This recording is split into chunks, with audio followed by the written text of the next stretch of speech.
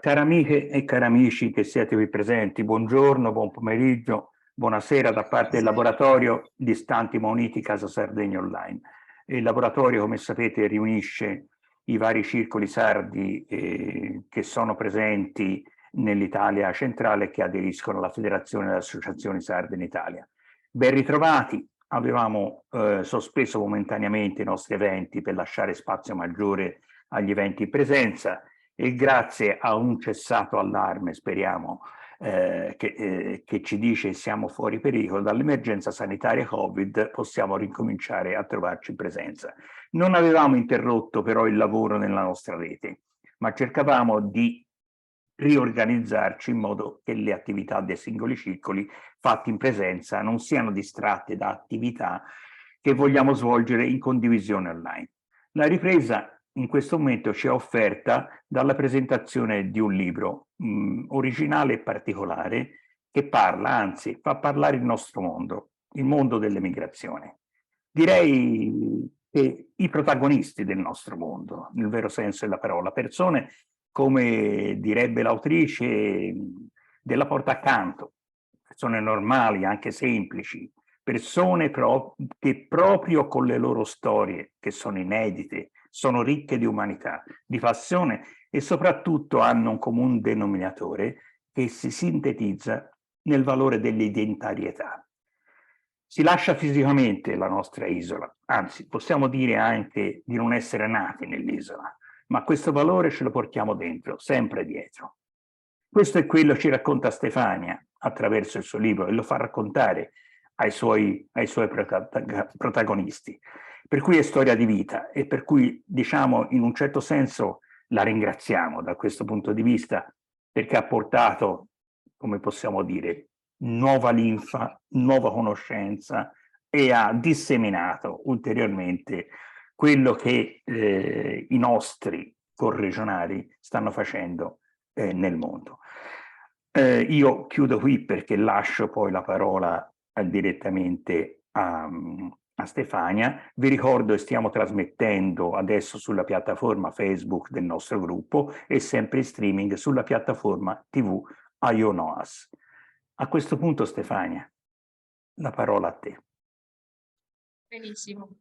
Vi ringrazio per questo collegamento e ringrazio tutti voi per questa possibilità di contatto e diciamo, per me è il battesimo questo per la presentazione del mio libro, anzi dei miei libri, perché prima di questa giornata ho partecipato, ho fatto delle piccole comparse. Oggi invece mi ritrovo per la prima volta da sola, mettiamola così tra virgolette, da sola almeno da qui dalla Sardegna. Poi Elio è il mio braccio destro un po' in lontananza a gestire un po' tutta quanta la serata.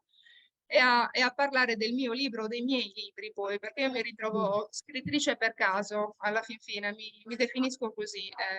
Anzi, questo termine mi è ancora poco familiare, perché io in realtà sono una maestra elementare e mi sono trovata nel periodo del Covid a scrivere e a raccontare storie ai bambini delle elementari, perché voi sapete che nel periodo del Covid noi eravamo in didattica a distanza e quindi ci trovavamo un po' a fare lezione con i bambini attraverso computer, una lezione che poi non era la trasposizione della lezione reale. E io quindi mi trovavo a chiudere la serata con loro raccontando le mie storie, ma non storie inventate, erano le mie storie della mia infanzia, perché io sono nata a Gestori. È quello che appartiene al mondo della Sardegna di 50 anni fa, perché ormai io ho 50 anni, sono cose che per loro sono quasi insomma, fantasia, fantascienza. Quando raccontavo che in paese passava il verduraio con l'asinello e ci svegliava ogni mattina per vendere le verdure, per loro si facevano grandi risate. Le mie foto dell'infanzia sono foto, a parte battesimi, cresime, prima comunione, c'è la foto con l'asinello, non ci sono le foto davanti alla Statua della Libertà. Il mio primo aereo l'ho preso a 25 anni dopo la laurea, mentre loro mi portano le foto dall'America, da qualsiasi altra parte del mondo. Insomma, io sorrido pensando che nella mia infanzia io, mio cugino, tutti i miei cugini, perché poi erano tutti maschi, io l'unica femmina, avevamo sempre la foto accanto all'asinello. Insomma, di tutte queste storielle, alla fin fine, passato il periodo del Covid, ho creato un libro, è stato il mio primo libro, che è Gestori e ricordi di infanzia, che è stato un modo per me per ricordare anche le persone che hanno fatto parte della mia infanzia. Ma cosa è stato questo libro? È stato l'input, è stato il fuoco che ha acceso poi tutto il resto, perché è stato acquistato dalla Biblioteca Comunale di Cagliari, alla sezione studi storici, e questo per me ha significato tanto. Dico, accidenti, ho dato traccia, ho lasciato traccia nella storia di quella che è stata la mia infanzia e delle persone che hanno fatto parte della mia vita, del mio paese. Ecco che è nata così la scintilla e mi sono detta perché non fare questo anche per le persone che sono vive, non per quelle che non ci sono più. Lasciare traccia, cioè fare un lavoro, parlare delle belle persone, delle persone che fanno qualcosa per la Sardegna e che sono accanto a me, con cui posso parlare, con cui posso dialogare. E, dire che cosa rappresentano poi i libri che sono arrivati dopo, cioè Figli di Sardegna 2, ma anche Figli di Sardegna 1, che è il precedente. Faccio prima a dire che cosa non sono, perché oggi mi è capitato di trovare una persona che mi ha detto: ah, quindi tu scrivi le bibliografie. Quando ho sentito questo mi è venuto l'herpes, perché ho detto no, non è proprio quello che faccio io. Scrivere le bibliografie delle persone non mi appartiene, perché, perché il percorso professionale, il percorso di studi, è un qualcosa che tu puoi raccontare dalle persone, ma quello che a me serve è capire che senso le persone hanno dato alla loro esistenza, che senso hanno dato alla Grazie. loro vita. Mi dice ti deve accompagnare, sono in riunione, mi dice ti deve Sento accompagnare. qualcuno che parla che si interferisce, non capisco chi è. Franco Magia. Franco, fai silenzio. Sappi che ti stiamo registrando. Allora, e dicevo questo appunto, l'importanza qual è per me? È quello di capire che senso ogni persona ha dato alla propria esistenza, i valori che ognuno ha potuto far emergere dalla propria vita, perché il titolo di studio alla fin fine vale quel che vale. Qui a fianco a me ho il mio piccolo grande uomo che è Renato Pischedda. Faccio sempre questo esempio perché lui mi dice sempre: Stefania, cosa vuoi da me? Che io ho la terza media.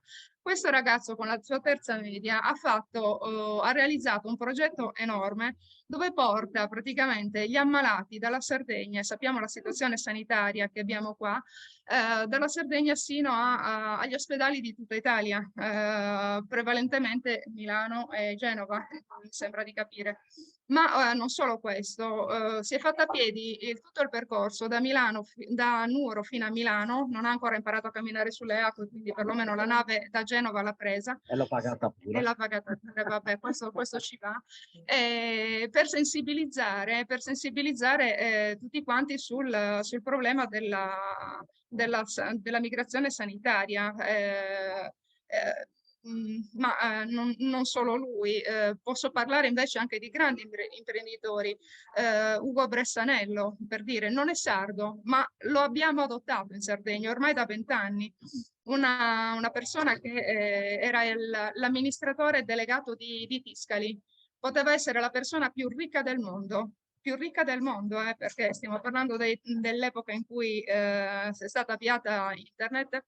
Beh, a 38 anni lui ha lasciato tutto quanto, ha lasciato Tiscali perché nella sua storia familiare c'erano comunque situazioni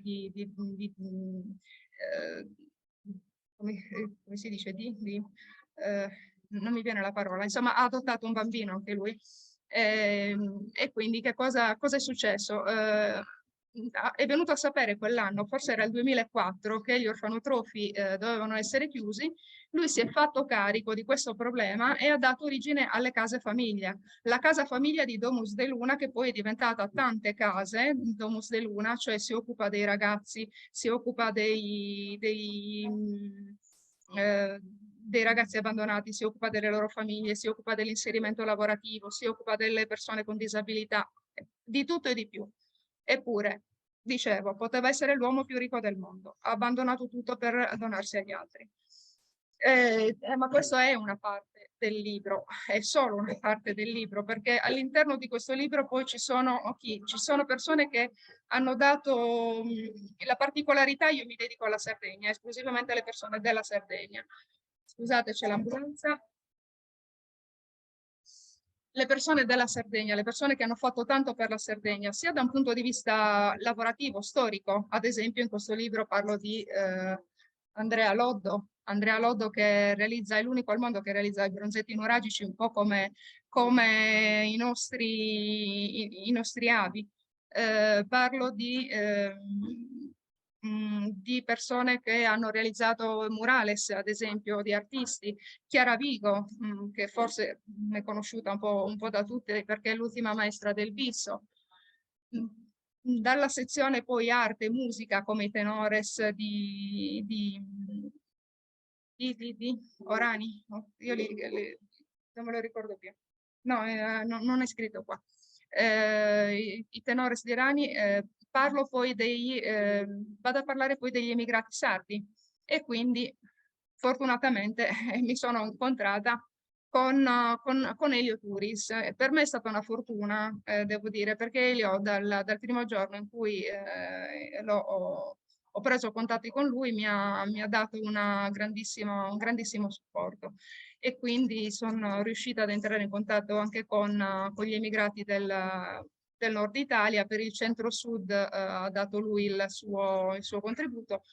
E poi ho raccolto 2 bellissime storie dall'Argentina di Giovanna Falchi Signorini e di Margherita Tavera.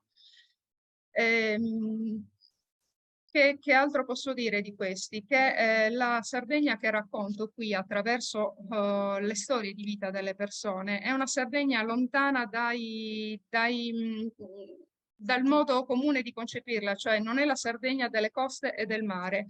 E per questo mi ha dato l'input Pietro Floris, che io ringrazio, nuorese di origine è trasferito a Perugia, se non sbaglio, Pietro. Confermo.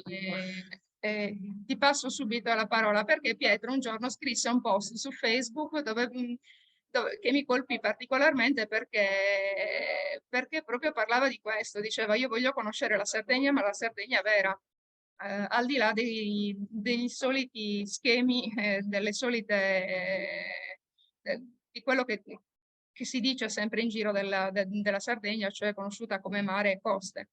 Pietro, a te, come ti ho contattato e come ti ho disturbato? Dai. Sì, non mi hai disturbato, anzi per me è stata una sorpresa e poi un onore che hai letto e scelto, diciamo, il mio breve, piccolo racconto, trovato appunto in rete su Facebook per aprire questo tuo libro, questa seconda edizione dei Figli di Sardegna.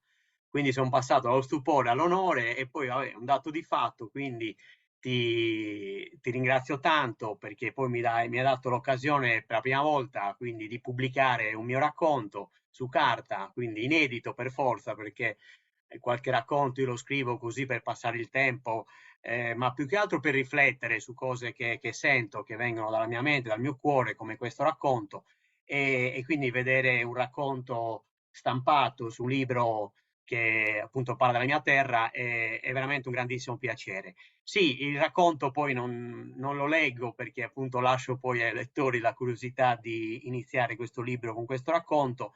È un po' una storia inventata che sono stato ispirato vedendo dei ragazzi in nave che facevano la traversata appunto col traghetto, che con una chitarrina, uno di questi ragazzi iniziavano a intonare così delle melodie e mi sembravano un po' atipici perché i ragazzi, come sappiamo, non solo i ragazzi, sono sempre davanti al cellulare e vedere un gruppo di amici giovanissimi, forse ventenni, che cantavano attorno a uno di loro che suonava, mi ha fatto un po', forse sono un po' romantico, pensare a questi ragazzi che andavano appunto a conoscere magari per la prima volta la Sardegna e magari a far innamorare le ragazze sarde nelle piazze del paese.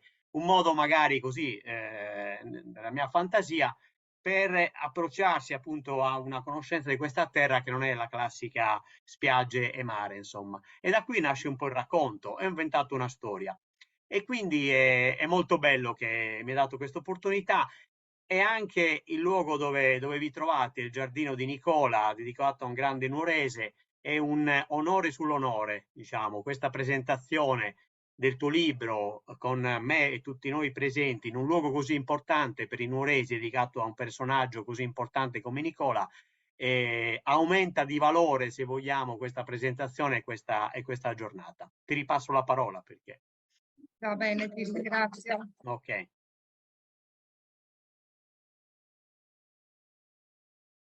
Nel frattempo è arrivato anche Maurizio Fadda, provo a girare la telecamera. Maurizio, fatti vedere dove puoi, affacciati. Eccolo qui, Nuorese Doc.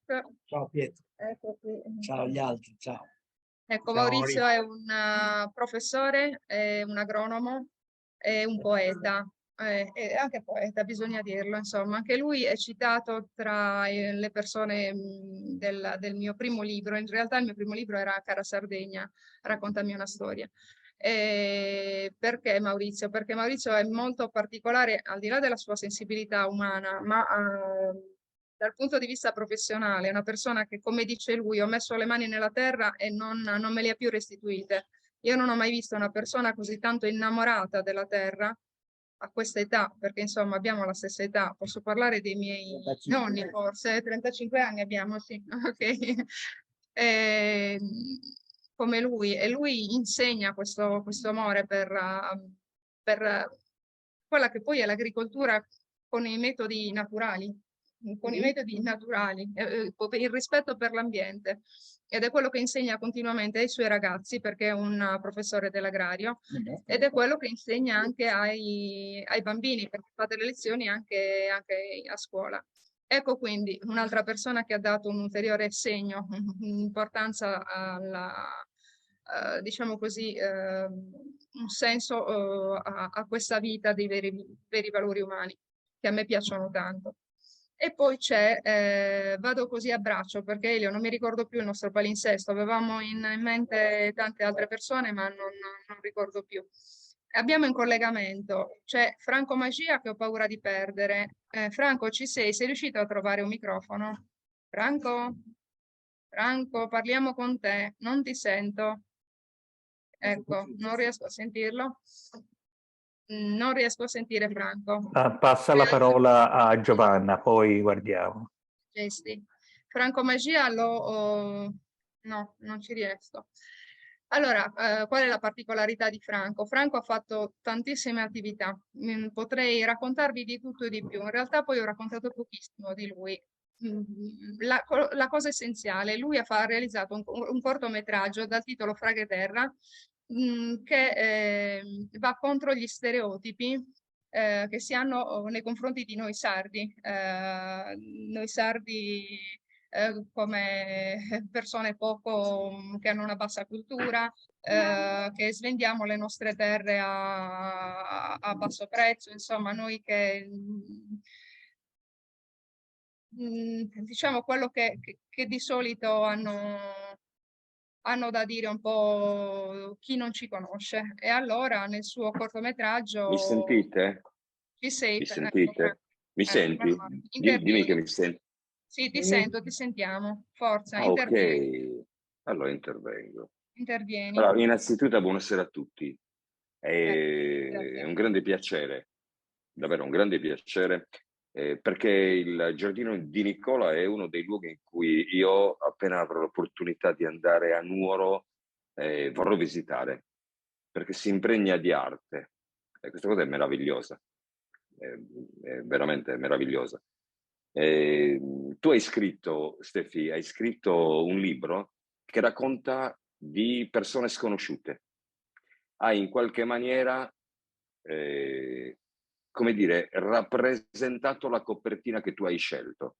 Nella tua copertina c'è il buio dietro, c'è, come dire, la luce che viene da un bronzetto nuragico. Eccola lì la copertina. Quel bronzetto nuragico che fra l'altro Andrea Loddo ha fatto, è uno dei suoi record perché è forse il più lungo. Sarà, credo, 38-40 centimetri. Dietro di lui il buio, davanti la luce che dà vita al bronzetto, che rappresentano i nostri padri.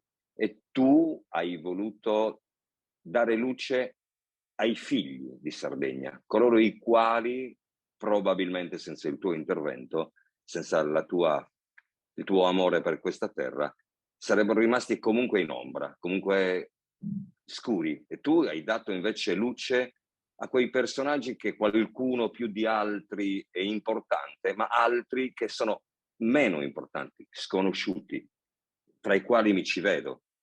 E quindi sapere che tu hai realizzato questo libro, vi dico che chi sta ascoltando, compratelo.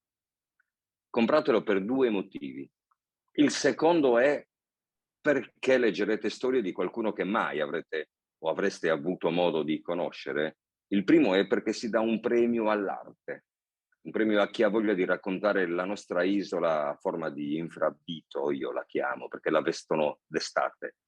Poi d'inverno restiamo noi solo sardi. E siamo un gran popolo, siamo un bel popolo, fatto di sconosciuti che potrebbero avere l'opportunità di dire la loro. Ognuno di noi può dire la nostra, ma non ce lo consentono. E quando arriva una ragazza da Gesturi che ama scrivere, che ama raccontare, racconta la storia di Maurizio che è innamorato della sua terra, di un agronomo che fa capire qual è l'importanza del luogo in cui noi calpestiamo questo terreno. E io non sapevo che esistesse Maurizio, grazie al tuo scritto io l'ho imparato.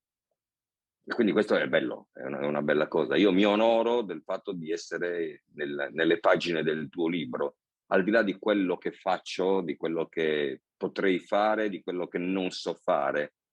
C'è un nome, è il mio, e questo mi onora e mi fa un mondo di piacere sapere che, lo ripeto, una penna matta come te, che ama andare oltre gli stereotipi e non focalizzare il suo focus sui personaggi importanti, cerca di far partecipe i sardi dell'importanza che ognuno di noi ha, perché ognuno di noi ha la sua importanza, ognuno di noi fa qualcosa, ognuno di noi è un pezzo di Sardegna e tu lo racconti in maniera magistrale e io mi onoro, sono felice perché sono nonno, ho 2 nipotini e quando non avrò più la voglia di dipingere o di scrivere o di recitare, potrò raccontare loro che una penna pazza di Gesturi un giorno in un libro chiamato Figli di Sardegna parlò di nonno. E questo è bello. Grazie. Grazie Franco.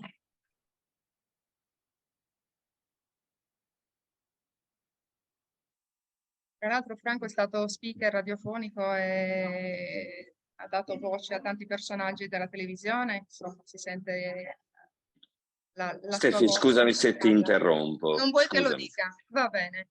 Ti interrompo. Parla di te e la tua serata, che di me Vabbè, ne parla è mamma. sempre così. Dopo litigheremo al telefono, tanto lo so perché funziona sempre così. Un Allora, abbraccio grande a tutti i tuoi grazie ospiti, per il tuo davvero. intervento. Adesso lascio la parola a Giovanna dall'Argentina. Non vorrei che si interrompesse insomma il collegamento. Giovanna ha la sua bellissima storia di immigrazione, perché poi alla fin fine pensiamo sempre solo agli emigrati come coloro che okay, sono costretti ad andare via per motivi di lavoro, ma c'è un'enorme sofferenza dietro questa scelta. E non solo per chi emigra in prima persona, voglio dire, anche i figli. E la cosa più particolare che io ho trovato proprio in Giovanna, Giovanna è figlia di emigrati, eppure ama la Sardegna come se lei fosse nata e vissuta qui sempre. Giovanna, a te la parola, prego, raccontaci un po'. Grazie Stefania. Io sono Giovanna Signorini Falchi e sì, anzitutto voglio ringraziare Elio Turis dentro del laboratorio Casa Sardegna che ci ha permesso sempre di partecipare con voi, con tutti i circoli del mondo. E questo laboratorio è nato per noi nella pandemia, è stato un modo di avvicinanza, no? Avvicinanza diretta con tutti i sardi. che sono nel mondo. Anche a te Stefania, per me è stato un piacere enorme che tu mi hai contattato per dare un po' di testimonio della vita come figlia di una sarda, tutta la parte materna sarda, con una storia toccante, molto toccante per me, in cui sempre la sardità, le vivenze, tutta la vita della famiglia è stata trasmessa a me, a mie sorelle, e così l'ho fatto con mia figlia. L'amore per la terra è troppo grande. Io sempre dico che sono qui in Argentina, però mi sento come se fossi sempre in Sardegna. Quello che faccio, quello che vedo è per tutta la Sardegna. Mi sento veramente figlia della Sardegna. La storia è una storia molto interessante per me perché è stata un passo importante, perché siamo nati noi e non vi dico più niente, così non è tanto, però per me è una storia bellissima dei miei genitori, e così volevo ringraziare vivamente questa opportunità che da tanto lontano, l'Argentina, la città di La Plata, siamo a 60 chilometri di Buenos Aires, non è troppo, però siamo troppo lontani, però sempre vicino a voi, e questo è l'importante. Nuovamente vi ringrazio a tutti e vi mando un bacio forte alla mia Sardegna e a voi. Noi lo mandiamo a te. Un abbraccio e un bacio grande, grazie di tutto Giovanna, grazie. E oltre alla storia di Giovanna, quello che poi colpisce è che queste persone che vivono la Sardegna grazie ai circoli degli emigrati sardi, alla fine ci fanno 10-0, perché stanno sempre lì a ballare il ballo sardo, a cantare canti sardi, a fare culurgiones. Io non so, voi qui a Nuoro probabilmente continuate a tenere queste tradizioni, ma a Cagliari ballo sardo ce lo siamo dimenticati già da un po', Valli a trovare a fare culurgiones, quindi mi vergogno di fronte a loro, perché addirittura loro ogni settimana stanno in festa e mantengono le tradizioni, anche molto più di noi. E anche la lingua, sì, è così. E poi c'è un'altra storia di Margherita Tavera, che purtroppo non può collegarsi perché per loro in Argentina ora sono le 3 del pomeriggio e stanno a lavoro. Ed è una storia bellissima del padre Cosimo Tavera, destinata secondo me a fare storia proprio dell'emigrazione sarda, perché quest'uomo partì in Argentina nel 49, giovanissimo, giusto con un contratto per 2 anni nel campo dell'edilizia. Partì all'epoca in cui si andava in nave, 23 giorni di navigazione con una valigia di cartone per arrivare in Argentina. Lui però, oltre a essersi distinto nel campo lavorativo, perché poi noi sardi ci distinguiamo tanto nel campo lavorativo, devo dire che questo in generale, perché a me è capitato di lavorare in una società di selezione del personale e mi chiamavano da Milano, e quando chiedevo quali caratteristiche devono avere, sardi, non mi dicevano altro, sardi, devono essere sardi. Comunque, dicevo, nel caso di Cosimo Tavera, la sua storia è talmente bella perché lui andò in Argentina a lavorare, ma nel tempo libero faceva la recensione, andava a cercare tutti i sardi presenti in Argentina, perché nella sua storia familiare sua zia, i suoi zii, e cioè i 3 fratelli della madre, erano partiti in Argentina prima di lui, ma non davano più notizie. All'epoca, vabbè, non c'erano telefoni, internet, ma non arrivava più notizie di queste persone, quindi lui cercò di capire che cosa fosse successo.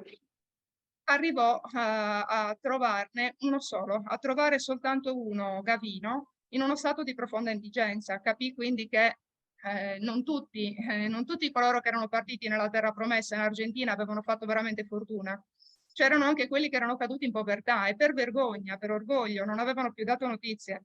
Lui non riuscì a salvare questa persona, purtroppo, ormai era in una condizione tale che da lì a poco morì. Non trovò mai gli altri 2 fratelli, però quella situazione fu una ferita nel cuore che lui si portò appresso e rimase in Argentina tutta la vita, perché poi si dedicò agli emigrati sardi in Argentina. Creò tantissimi circoli dei sardi, sono 7, si dedicò agli emigrati sardi creando lavoro, opportunità di lavoro per loro, ma radunandoli in comunità affinché non si sentissero soli e non si sentissero abbandonati. E questo è il messaggio che Cosimo ha sempre voluto mandare, anche oggi attraverso la sua figlia, attraverso i suoi eredi, insomma. Evitiamo cioè con la lontananza di dimenticare chi è emigrato dalla nostra isola, e quindi io spero anche con questo piccolo contributo che questo si realizzi. Ma io posso anche interromperti? Margherita. Sì, Posso Franco. interromperti? Allora, vi interrompo perché oggi è il compleanno di mia moglie e lei sa l'importanza del tuo libro e mi ha detto no, Fra, tranquillo, vai, perché Stefi merita, è vero, Stefi merita. E quindi non volevo andare via come ho visto qualcuno, per carità, senza criticare nessuno, che ho letto il messaggio, ha abbandonato. Io non voglio abbandonare senza salutare. Sono entrato a casa tua, o meglio a casa di una fantastica cittadina che si chiama Nuoro. Attenzione, Nuoro, non Nuoro, Nuoro. E quindi voglio salutare tutti. Voglio salutare tutti e voglio dire a chi ci sta ascoltando e a chi sta guardando da questo meraviglioso giardino di Nicola, che tu sei stata incaricata di scrivere la storia di Fra Nicola. Questo ti fa onore. Io da sardo, lascia perdere che cosa faccio. Tutti facciamo qualcosa. Io da sardo dico che hanno scelto bene. Hanno scelto una donna che ha un'anima, una donna che ha un cuore, una donna che ha una testa, una donna che muove quella penna come un prolungamento del suo corpo, e sono stato veramente onorato e felice di far parte, anche se con un po' di travaglio, di questa diretta. E saluto le 2 persone che sono al tuo fianco, una delle quali la odio perché ha i capelli brizzolati, che era il mio sogno ma non ho mai potuto averla, e l'altro alla tua destra invece che è come me, non ha capelli. E quindi grazie, buonasera a tutti. Grazie Buonasera a tutti. Ciao ragazzi, vado da mia moglie che oggi è il suo compleanno e lo voglio festeggiare. Grazie. Buona serata ragazzi. Grazie. Auguri. Allora, andiamo un po' a braccio, diciamo. Io non ricordo più lo schema, non vedo neanche Elio più ormai. Elio, non ti arrabbiare, ma io vado Vai dove ti porta il cuore, Stefania. Vai tranquilla, vai tranquilla, vai tranquilla. Vai. Sì, diciamo che poi Franco ha anticipato. Allora, i Figli di Sardegna, concludo la storia dell'Argentina con la storia di Giovanna, la storia di Margherita Tavera, e poi anche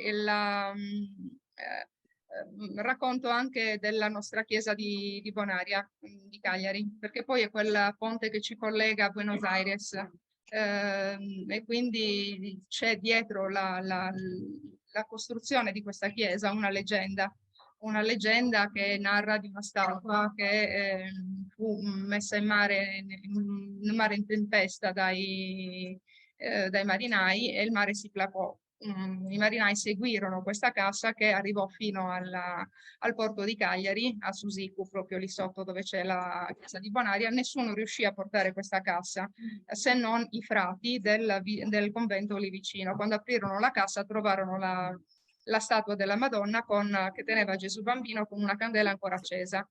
E da lì insomma diedero quindi questa fu la storia, leggenda, diciamo così, della nostra chiesa di Bonaria. E poi i conquistatori spagnoli, quando arrivarono in Argentina, diedero lo stesso nome alla città, Buenos Aires. Quindi quello è il nostro, diciamo, ponte di collegamento che io ho voluto comunque mettere qui, per poi passare ad una storia di fede, che è la storia di Fra Nicola da Gesturi. Io sono di Gesturi, quindi Fra Nicola da Gesturi mi sono voluta concedere questo, perché il caso ha voluto che la mia vicina di casa, io dico il caso, ma in realtà non credo molto al caso, penso sempre che ci sia sempre qualcosa dietro. La mia vicina di casa è l'infermiera ormai in pensione che ha assistito al miracolo di Fra Nicola, quello almeno riconosciuto come miracolo per cui Fra Nicola è stato beatificato. Scusatemi se tolgo spazio a voi, dovevo dirlo per ultimo, ma lo racconto ugualmente. Praticamente la notte lei entrò in turno per badare alle bimbe nate premature, bambini nati di 5-6 mesi, con possibilità di sopravvivenza praticamente molto molto basse. E questa bimba era stata dichiarata morta ormai da 2-3 ore, per cui la dottoressa che le diede il cambio le disse di chiamare il necroforo. Lei non lo fece. Disse, da qui a domani mattina faccio in tempo anche a resuscitare i morti. E mai l'avesse detta quella frase, perché insomma da lì tutta la notte lei aspettò, badò agli altri bambini, però nel frattempo vide una manina muoversi da quella culla. Pensava di essere presa un po' dalla stanchezza e dal sonno, in realtà avvicinandosi a quella culla vide che quella manina si muoveva, quindi la bimba dichiarata morta da 2 ore, in realtà era ancora viva. Così avvisò tutti quanti i medici. Cosa era successo? Perché fu attribuito poi il miracolo a Fra Nicola, che il padre alla nascita si rivolse ai frati cappuccini della chiesa di Sant'Ignazio dove è sepolto Fra Nicola, che gli diedero una immaginetta di Fra Nicola che venne messa nella culla insieme alla immaginetta della Madonna. E ecco, questo fu in quei 3-4 mesi la bimba passava dalla vita alla morte continuamente, tanto che la lasciavano lì, non facevano nulla, cioè diventava cianotica, la vedevano morta, però nessuno si azzardava a toccarla. E nel giro di 4 mesi questa bimba è cresciuta come gli altri, cioè l'hanno consegnata ai genitori senza nessun trauma, senza nessun problema fisico o mentale, e oggi ha 35 anni, è una bellissima ragazza senza alcun problema. Cosa accade poi? Che tutta la televisione si occupò del caso, anche i giornali, tanto che comparve una foto su Famiglia Cristiana e padre Clemente, che all'epoca si occupava della causa di beatificazione di Fra Nicola, vide questa foto nella culla e disse, e Fra Nicola, tu ci vai, sì noi. Cioè, Fra Nicola, tu cosa ci fai qua dentro? Quindi vedendo questa foto si incuriosì e andò a chiedere a tutti i medici dell'ospedale. Ecco che da lì partì, andarono a ricercare tutte le testimonianze, per cui gli stessi medici ammisero che da parte loro non era successo assolutamente nulla, loro non avevano fatto nulla, non avevano contribuito, non avevano proprio potuto contribuire alla sopravvivenza di questa bimba, ma qualche altra forza era intervenuta. Ecco, questa è stata la testimonianza. Franco vi ha anticipato qualcos'altro, cioè quando io sono andata poi dal frate a chiedere, avevo già in animo di scrivere un libro su Fra Nicola, però quando sono andata dal frate a chiedere il permesso di inserire la storia su questo libro, lui tra il faccio finta di essere tonto, faccio finta di... mi diceva, frate, padre Ignazio, io dovrei scrivere la storia di Fra Nicola all'interno del mio libro dove parlo di tante persone. E lui, ah, che bello, stai facendo un libro su Fra Nicola? No, frate, padre, guardi, devo fare un libro dove racconto tante storie, tra queste anche Fra Nicola. Ah, però è bello il libro su Fra Nicola, vero? Padre Ignazio, devo realizzare un libro con tante storie, anche quella di Fra Nicola. Ah, e come lo faresti questo libro su Fra Nicola? Allora, sono arresa, gli ho detto, vorrei parlare dei miracoli di Fra Nicola. Ah, che brava, mi faresti davvero contenta. Ecco, da lì è nato, quindi il prossimo libro sarà su Fra Nicola. E Franco ve l'ha un po' anticipato. Allora, stop, riprendiamo i nostri personaggi. Renato Pischetta è presidente dell'associazione SVS Viaggi per la Salute e si occupa di immigrazione sanitaria. Eccolo qui. Che cosa fa? Lascia a lui la parola.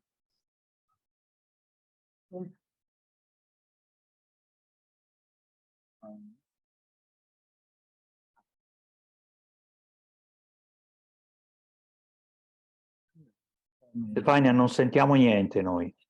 Non sentite? No, sentiamo soltanto te. Proviamo così, se questo è un microfonino inserito qua. Un po' meglio, sì. Avvicinati un po' di più, forse. Ok, perfetto. Ora sì, ora perfetto. Perfetto. No, allora, dicevo, l'importanza della presentazione di Stefania, perché merita Stefania.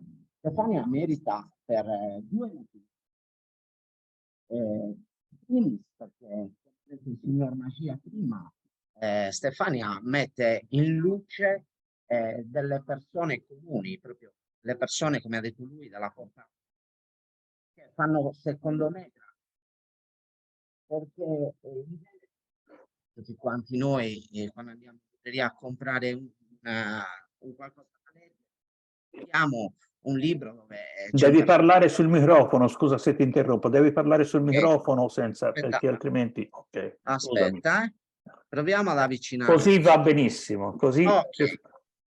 E dicevo che queste persone che alla fine lei mette alla luce in confronto ad altri libri che scrivono sempre su personaggi già conosciuti.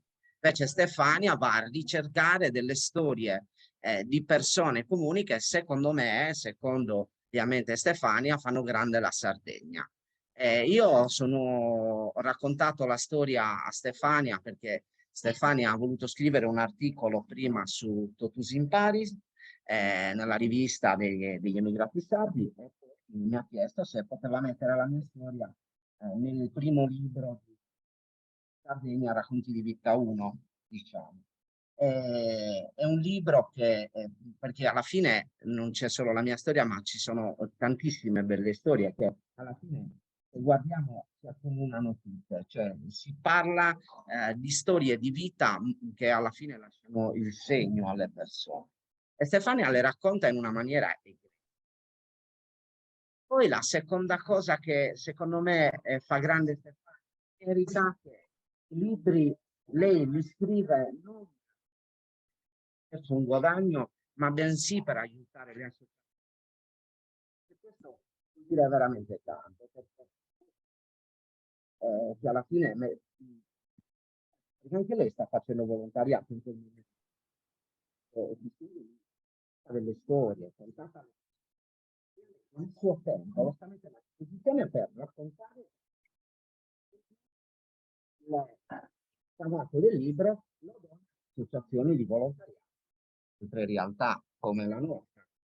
Renato, stai sul microfono, se no non ti sentiamo, scusami. Ok, Stefania ha dato un apporto non solo a noi, oggi ovviamente dice come lo possiamo chiamare, un collega, il presidente dell'associazione Sclerosi Multipla Sardegna, e il libro va devoluto, il guadagno va devoluto. Quindi il racconto di Stefania parla di due cose, veramente di cuore, come ha detto il signor Magia, perché alla fine mi ha rubato anche poi tutti i testi, sembra che abbia letto quello che mi stavo già prefissando io da dire, li ha detti lei. Quindi sì, a Stefania veramente c'ha un cuore, c'ha una testa e una penna veramente matta, perché dove vuole arrivare, quello che vuole scrivere, lo cerca e a tutti i costi lo ottiene, perché alla fine è coinvolgente anche. Quindi non voglio rubare altro tempo agli altri ospiti. Comprate il libro sia della uscita ma anche della seconda, perché veramente meritano queste storie. Quindi ringrazio.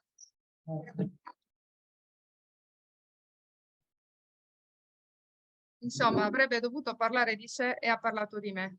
Ecco. È la tua serata, è non è la così, nostra. no. Renato ha attivato un'associazione di volontariato, vi dicevo prima, che che si dà da fare per accompagnare gli ammalati sardi nelle strutture ospedaliere della penisola, perché la nostra sanità fa acqua dappertutto. E quindi quando siamo in difficoltà di vario genere, perché poi Renato si occupa anche di trovare case ai familiari degli ammalati, perché non è uno scherzo, insomma, quando ti trovi in difficoltà e da un giorno all'altro scopri di avere un tumore, devi partire per Milano, per lo IEO di Milano, e lì come fai? Dove vai? Non ci sono i soldi, non ci sono le risorse. Allora l'associazione di Renato da Nuoro si occupa per tutta la Sardegna, perché è una delle poche, è forse l'unica in Sardegna. Anche in Italia, di accompagnare gli ammalati, di anticipare anche le spese, oltretutto, fornire anche il supporto alle famiglie, trovare alloggio alle famiglie e cos'altro di più. Con le ambulanze medicalizzate molto spesso riesce a portare le persone dagli ospedali dalla penisola alla Sardegna, perché noi abbiamo anche questo problema: se non abbiamo un'ambulanza medicalizzata, delle persone che hanno problemi anche di respirazione o di altro genere non possono neanche essere trasferiti qua. Quindi questo è tanto. Lui non dice, ha parlato di me, non ha parlato di sé. Sì, perché Però quello che fa Renato è veramente qualcosa che merita tanto, e c'è un progetto dietro, per cui io busserò alle porte di Elio, visto che mi ha dato la sua disponibilità. Ci sei, Elio, vero? Elio? Sempre e comunque. Ecco, non far finta di niente, perché sai bene che da domani abbiamo un altro lavoro da iniziare. Ok, allora, adesso passo la parola, se posso. Elio, dimmi tu se vuoi intervenire o se... No, passa a Sergio, non ci mancherebbe. Passiamo Dai. a Sergio. Sergio è il presidente dell'associazione Sclerosi Multipla in Sardegna, ed è particolare perché lui non è sardo, è siciliano. È siciliano, lavora qui in Sardegna, ormai l'abbiamo fregato qui con una donna sarda e quindi non lo molliamo più. È così, venuto a conoscenza sento rumori che non so se sono esterni o interni. È venuto a conoscenza di un problema relativo alla sclerosi multipla che riguardava un suo conoscente, un suo familiare stretto, ha dato origine all'associazione di cui vi parlerà tra poco. Però prima di farlo parlare vorrei giusto introdurre, spero di riuscire a dare la giusta intonazione anche a questo. Ciao, il mio nome è sclerosi multipla. Sono una malattia autoimmune neurodegenerativa che attacca il tuo sistema nervoso centrale distruggendo la vena mielinica delle cellule nervose. Ora starò sempre con te per tutta la vita. Gli altri intorno a te non possono vedermi o sentirmi, ma il tuo corpo mi percepisce. Posso attaccare ovunque e in qualsiasi modo. Posso causare dolori circoscritti e se sono di buon umore posso farti male dappertutto. Ti ricordi quando tu e la tua energia correvate in giro e vi divertivate? Io ho preso la tua energia fino al suo totale esaurimento. Prova a divertirti ora. Posso rubarti il sonno e in cambio ti lascio la mente annebbiata e la mancanza di concentrazione.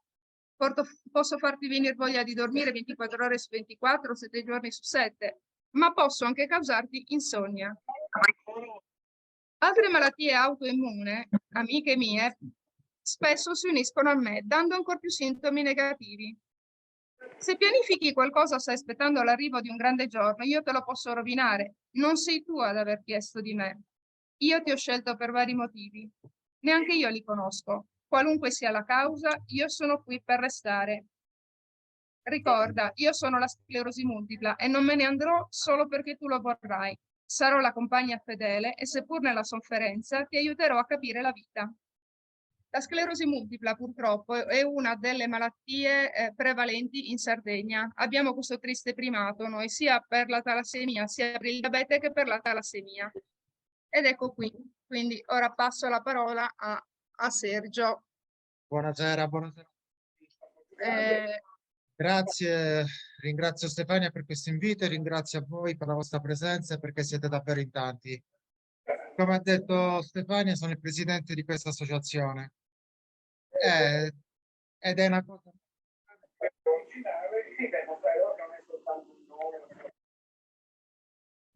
Mi sentite? Stai anche te sul microfono, se no non ti sentiamo. Grazie. Ok, stavo dicendo, è un'anomalia che in Sardegna, che vanta purtroppo questo triste primato, non c'erano altre associazioni, tranne una piccolina di Sassari, un'altra associazione che fa volontariato. Poi c'è la grande associazione nazionale che svolge un egregio lavoro, ma non è presente sul territorio. La Sardegna vanta purtroppo il triste primato di avere più di 7.000 persone affette da questa patologia. È ancora più grave, a mio avviso, che quasi 5.000 siano solo donne. Questo ha creato e crea un grande problema. Molte di queste donne avevano anche rinunciato a diventare mamme. Hanno costituito una famiglia, avevano anche paura solo il pensiero di dover diventare mamma, interrompere la terapia, i farmaci, che è una terapia, farmaci salvavita, ha bloccato il senso di genitorialità, venendo meno anche così il senso di famiglia, perché anche l'uomo riveste un ruolo importante all'interno della famiglia, nel senso di essere genitore. Fortunatamente la ricerca è andata avanti e oggi si può diventare mamme tranquillamente continuando a fare terapia. Questo è stato un grande successo.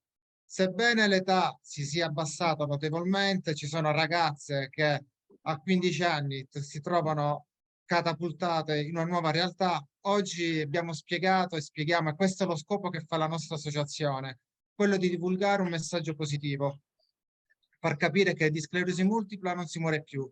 La sclerosi multipla non è contagiosa, perché nelle credenze, quando si sente dire ho la sclerosi multipla, il primo impulso è quello di allontanarsi. Non bisogna aver paura, bisogna chiamare le cose col proprio nome. È una malattia grave che ci accompagnerà per tutta la vita, con gravi problemi, ma ciò non ci deve bloccare e limitare. Noi cerchiamo di dare un messaggio positivo, di essere vicino a tutti. E grazie all'aiuto di tanti.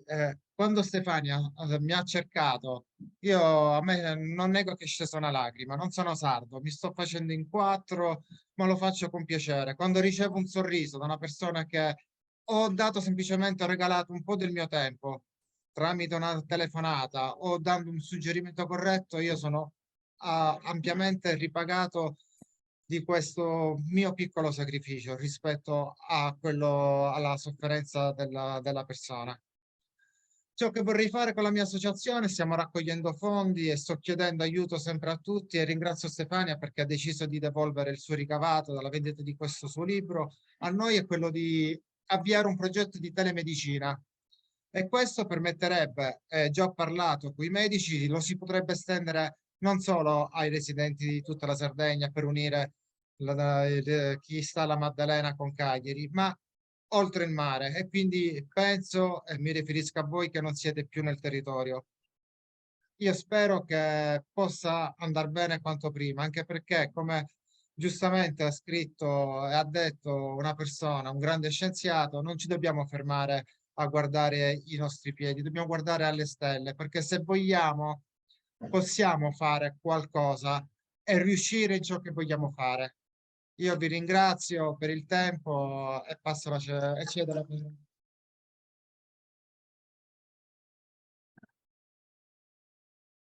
A questo punto, Elio, Sì, ci sono. vuoi intervenire? Mi sono dimenticata di qualcuno, dimmi, c'è No, no, no, no, non ti sei dimenticato assolutamente nessuno. Direi che è andato tutto benissimo.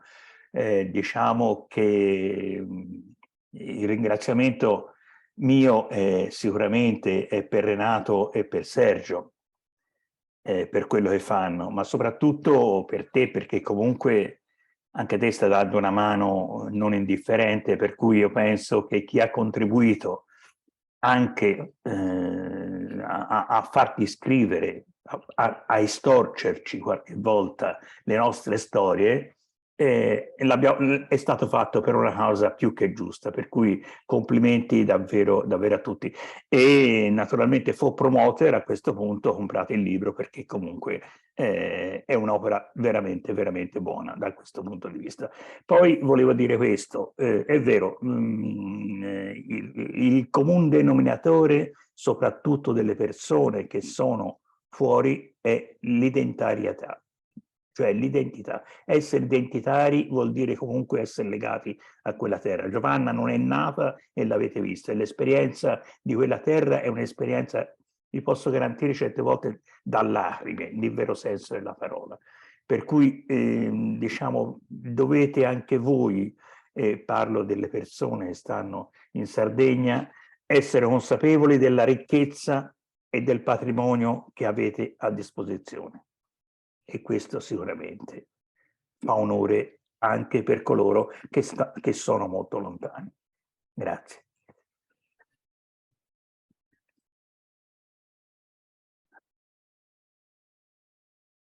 Io direi anche di chiudere la registrazione, però se voglio intervenire delle persone, poi... Giusto, Maurizio, 2 parole? Ah, Maurizio, scusami. Vogliamo sentire una poesia di Maurizio? No, no, non esageriamo.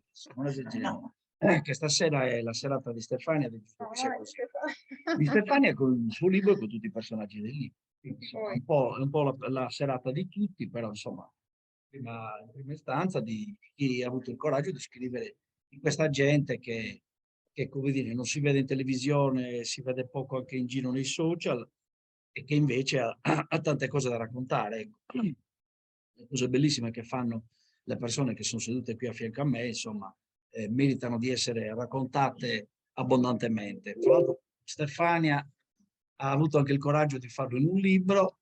I libri oggi purtroppo si leggono molto poco, lo vedo anche come insegnante che insomma a scuola i ragazzi il libro veramente non lo conoscono e quindi questa cosa è coraggiosa e importante. Forse la ciabatta.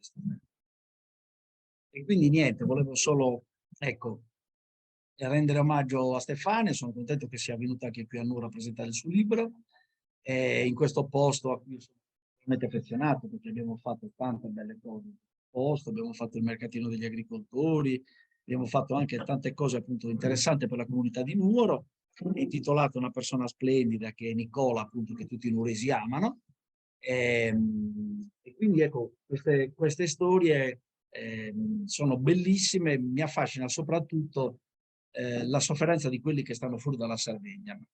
Io ho fatto diverse cose con i circoli dei sardi che mi hanno spesso chiamato a parlare appunto delle cose di cui mi occupo, dell'agricoltura, dell'agricoltura dei contadini, dei semi, mi hanno spesso chiamato a parlarne e mi ha sempre, come dire, profondamente colpito queste persone che sono costrette a stare lontane dalla Sardegna. Forse noi che abbiamo avuto la fortuna invece di poterci stare, di poterci lavorare, non ci rendiamo conto di quanta fortuna abbiamo a stare in una terra così meravigliosa e di quanto invece soffrono coloro che purtroppo sono costretti a starci lontano. Quindi ecco, chiudo con un pensiero a questi tanti sardi che stanno lontani dalla Sardegna e che spesso l'amano molto più di noi che invece. Grazie Mario.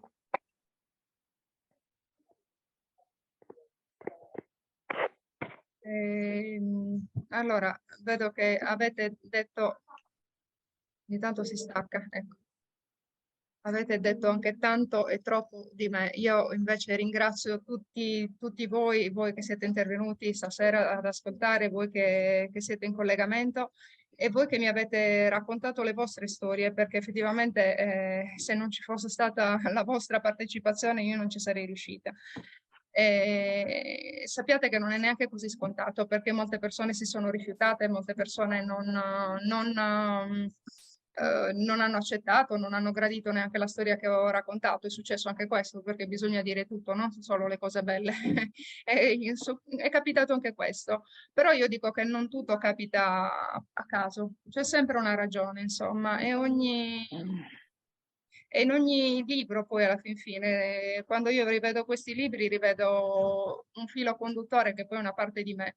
Riesco a specchiarmi in questi libri e a capire che ogni persona non è arrivata a caso, ma è arrivata nel momento giusto nella mia vita. Poi il significato per questi libri può essere trovato ancora in tante altre cose. Per me è un raccontare oggi, ma è un lasciare traccia anche per le persone, per le generazioni future. Io vi ho detto, lavoro a scuola e sento spesso dei miei bambini parlare di influencer e quando vedo questi influencer mi metto le mani nei capelli perché a quel punto dico oh, i bambini influencer, per me gli influencer sono le belle persone che abbiamo intorno e non c'è bisogno di andare a cercarle chissà dove, in America, ce le abbiamo qui in Sardegna, attorno a noi. E questo, ecco, per questo mi sforzo di raccontarlo in questi libri e oltre a questi che voi vedete qui ci sono poi delle versioni, racconti per bambini che io ho scritto e con Elio, a cui ogni tanto devo ricordare. Stiamo cercando di portare avanti un progetto perché questo venga diffuso in tutta Italia.